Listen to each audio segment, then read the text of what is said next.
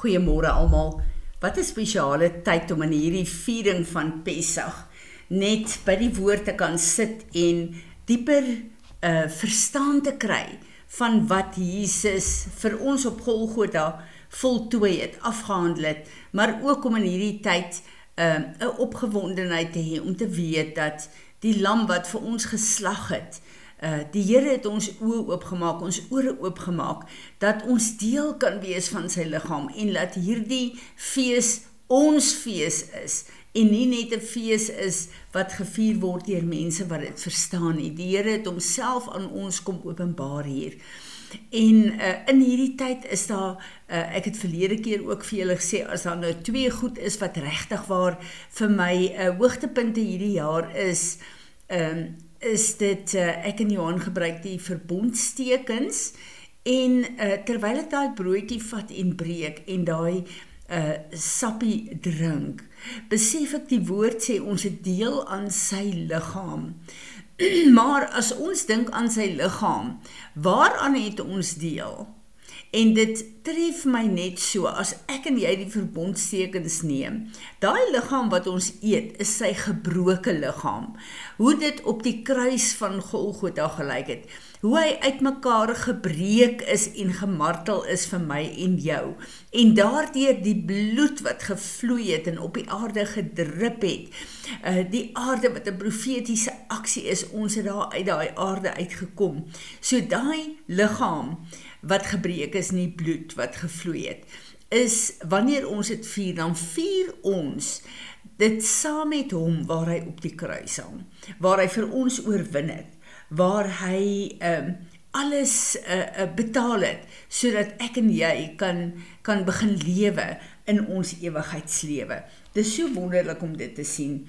Gister het ek 'n bietjie gesels met een van ons boeties wat vir my baie spesiaal is, en ons het so 'n bietjie geraak aan openbaringskennis, en ek wil net ietsie met julle deel, wat vir my weer so opnuut lewendig geword het. Ons stap 'n pad elkeen met die Here, en hy openbaar homself aan ons elkeen. Partykeer is ons onder in die vallei, dan openbaar hy homself daar aan ons. Partykeer is ons bo op die berg, in rejoicing en oorwinning, dan openbaar hy homself daar aan ons. Ons moet weet, hy loop saam met sy liggaam en daar is openbaringskennis in sy liggaam vir die tye waarin ons lewe. Maar hy kom openbaar homself en sy woord, in vlakke in sy woord wat ek en jy nodig het, om hom te leer ken, en sy woord te leer ken, om onsself te leer ken en die pad wat hy met ons loop. So baie keer is dit gevaarlik, en dit is my opinie, om te veel rond te hardloop en te luister na openbarings wat deur verskillende mense gegee word in verskillende bediening. En dan moet ons vir onsself vra, is daai openbaring vir my nou, het ek die kapasiteit, het ek die verstaan daarvan, om dit in my eie lewe te implementeer, of is ek nog nie gereed daarvoor nie, want sekere openbarings kan misleiding bring, as ek en jy nie in daai atmosfeer is van waar dit gegee is nie.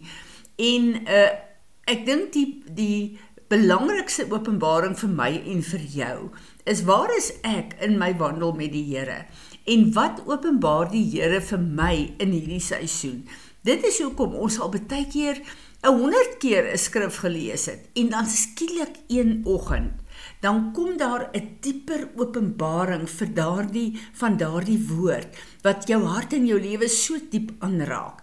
En al wat dit beteken is dat daai openbaring was nog altyd daar, maar jy's nou eers gereed, jy het nou eers die kapasiteit om dit te ontvang, jy het nou eers die platform daarvoor in jou lewe, sodat dit jou kan vergroot, sodat dit jou kan nader aan die Here bring, jou lewe kan toerus, vir jou 'n verstaan kan gee van goed.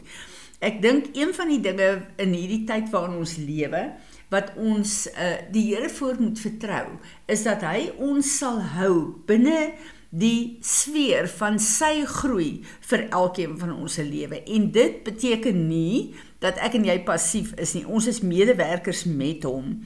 Maar ons moet ook weet dat as ons kyk na sy woord, een van die belangrikste goed is, Efesiërs 4 vers 13, hy moet meer en meer in my en jou gestalte kry.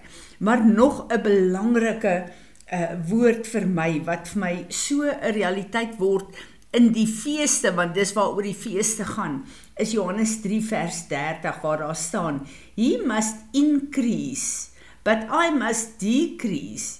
He must become greater and greater, and I must become less and less. This is the assigned moment for him to move into the center, while I slip off to the sidelines. Hierdie worship liedjie wat ek en jy so gemaklik sing en so baie keer met oorgawe sing is Jesus be the center of my life. Dis presies waaroor dit gaan.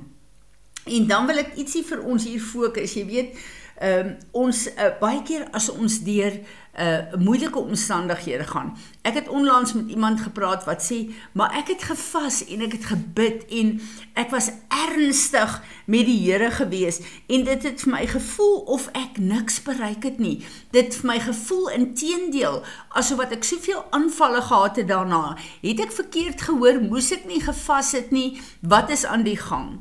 Kom ons gaan terug na die woord van die Here en ek wil vir julle aanmoedig. Met al die openbaringskennis en alles wat ons kry, ons moet op in die woord van die Here bly. Dis die enigste plek wat ons waarborg, dat as ons in sy woord bly, hy in ons en ons in hom, dan kan ons nie in misleiding ingaan nie, en ons moet sy woord volg. Ons moet verseker wees dat die openbaringskennis wat ons kry, uit sy woord uitkom en nie leringe en opinies is van ander mense wat ons wil volg nie. Toe Jesus na hy gedoop is, het dit gelyk, wow, nou begin sy bediening, want ek en jy het elkeen daai doopie sterf aan onsself in die opstanding ervaar en daai blydskap wat daarmee saamgegaan het. Maar nee, onmiddellik na sy dood is hy in die woestyn ingelei en ek en jy ken daai woestyntyd. Dis nie lekker nie. Dit voel vir ons, ek is dan nou gedoop, nou voel ek alleen. Hoekom voel ek so afgesonder? Hoekom voel dit vir my of die Here ver is? Ons almal ken daai tye in ons wandel met die Here. En toe hy uit daai woestyn uitkom, soos ek en jy uit 'n vas uitkom, dink 'n mens, nou gaan daar wonderlike goed in my lewe gebeur. Nee, Jesus loop hom direk teen die duiwel vas en toe begin die aanvalle op hom. Nou, ek wil vir jou sê, dat as ek en jy bid en sê, Here, ons wil hê, U moet meer word en ek moet minder word, dan doen hy presies dit. Maar deur dit te doen, kom hy en hy konfronteer ons met plekke van aanvalle, dat ons kan besef, dat in ons swakheid kom sy krag na vore. En dis daai tye wat ek en jy net eenvoudig weet, ek is nou te moeg en ek is nou te lam, ek is nou te af, om regtig waar hierdie gevegte te veg. As ek en jy dan in hom intree, hom vasgryp, sy woord vasgryp, dan kom sy krag deur ons na vore.